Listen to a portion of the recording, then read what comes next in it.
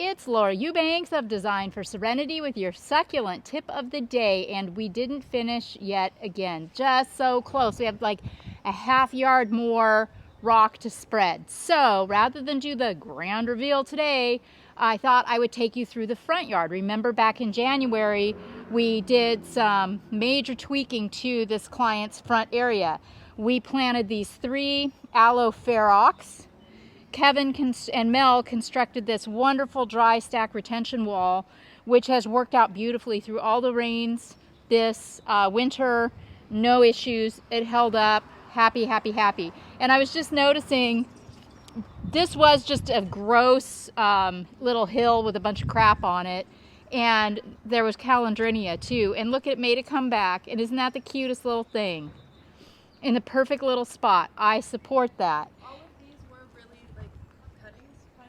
Yeah, these aloe ferox were pretty much cuttings. There were very few roots, so they will be, you know, they'll be slow to get bigger, which is just fine by us. But yes, they're standing. They absolutely are. We did our job.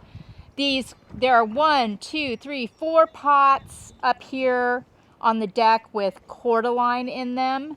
One of the cordylines died, and I took this as an opportunity to suggest to Christina that we find homes for the cordyline and do succulents in the pots, because that is prime real estate. Am I right? Okay, and let's see here. This area concerned me a little because of the amount of deep shade that it is in. But, a tiny bit of etiolating here with the cotyledon mint truffles, but not bad. I'm not, like horrified by it. Everything looks actually really good. It has retained its color. These Echeveria Blue Atoll are giving me life over here. Sorry. Look, there's even one right here coming up. But these podocarpus leaves are just a way of life. But look at how cute. This is going to be really great. And the little rubrotinctum sedum aurora is super happy right here. Yeah, everything looks really, really good. In our tropical oasis, same thing. We did the Echeveria Blue Atoll, which are tolerant of some shade. So that was a good idea, and they're thriving. Notice how the Aeonium sunbursts are pancaked. They're open really wide, and I think that's because they are just adapting and taking advantage of whatever light they can get. It's pretty fascinating, really, just how intelligent these plants are. Of course, all of the bromeliads are doing fantastic. This little Portulacaria afra-variegata isn't doing the best. I might take that out and do a minima, because the minima looks much better. What's going on here? Oh, and then this mangave, this plant was here in another area of the yard. We divided her, that's the mom, and the pup is over here, and I think this is just gravity. We need to spin this plant 180 degrees. Because it's fine, it's just too heavy leaning this direction. So that's an easy fix too. The Ferdinand agaves are starting to look much better, much perkier. They were quite sad when we transplanted all of them here.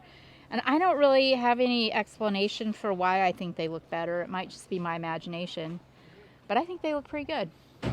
This Dazzlerian longissimum concerns me a little bit. This guy got schlupped across the driveway and back, and across the driveway and back, and it's not happy. See, the reason why I say that and why it concerns me a bit is because the new growth inside is unhealthy. See that? It's not dead though, it's just stressed. It's pink. So, oh yeah, okay, so as we go deeper and deeper in, here we go. We got some green. God bless. These plants are so freaking amazing. So this is going to be fine. Wow. All right, cool. And the Crassula Silver dollar arborescens does not look so good. Sometimes this plant just looks great. Other times it's a floppy mess. Here, they've been battling a gopher in this yard. It didn't bother any of the succulents, but it, you know, they make a mess and they create, you know, big piles of dirt and whatnot.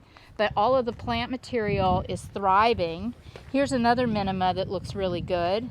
We've got a mangave kaleidoscope here that is about to take off. And here's an example of an aloe who needs some grooming. See, these are spent blooms, clearly. And when they're this brown, they're just really easy to pull off. And there is nothing more satisfying than that. And it'll just look so much better with those cleaned off. Our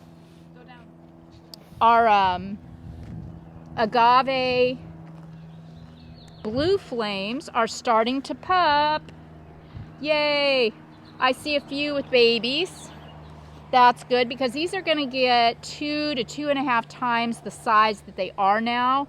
And then they're also going, of course, to pup because this is a stand agave. It grows in stands. And it really will own this whole area under this giant podocarpus. And this area here, we had some issue with runoff. So the gardener actually helped out by installing a French drain, and you can see the 2 green drain caps. And now all we need to do is come back in with some Palm Springs Gold 3/4 inch and run it on top of that decomposed granite, and we should be all good to go on that. That was just a little minor issue, easy to resolve.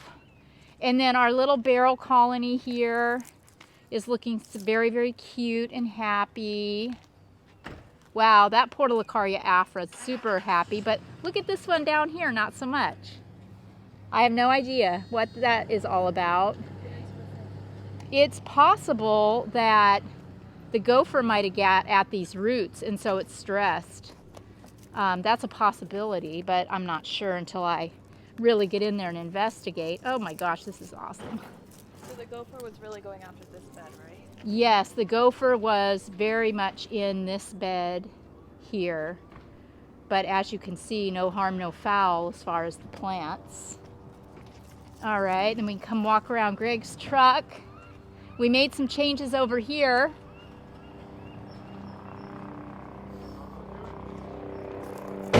Again, Echeveria Blue Atoll. Look at it here in the full sun.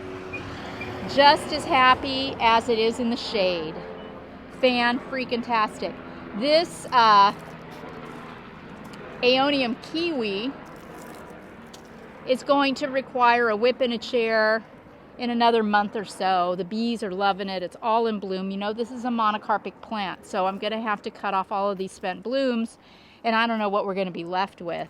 Here's another Afra variegata that's not super happy to be here.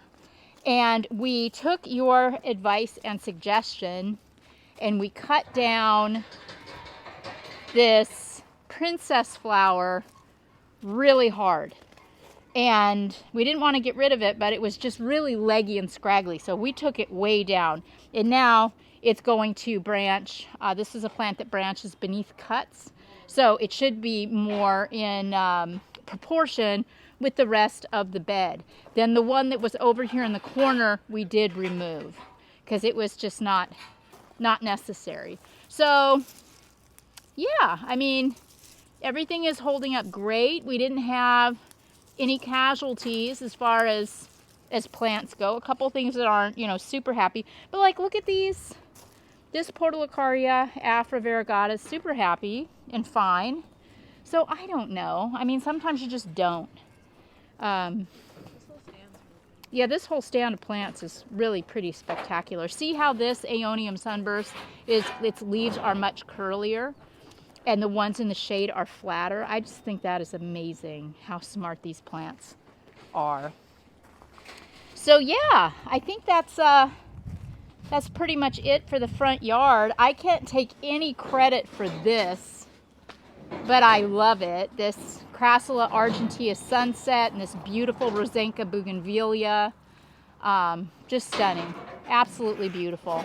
So we're just cleaning up now at the end of the day.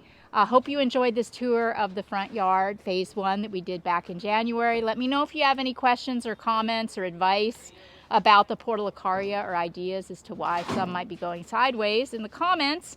And we will catch you tomorrow with the grand reveal of the backyard, so don't miss it. This has been Laura Eubanks of Design for Serenity with Front Yard Update in La Jolla Shores and your succulent tip of the day. Bye, guys.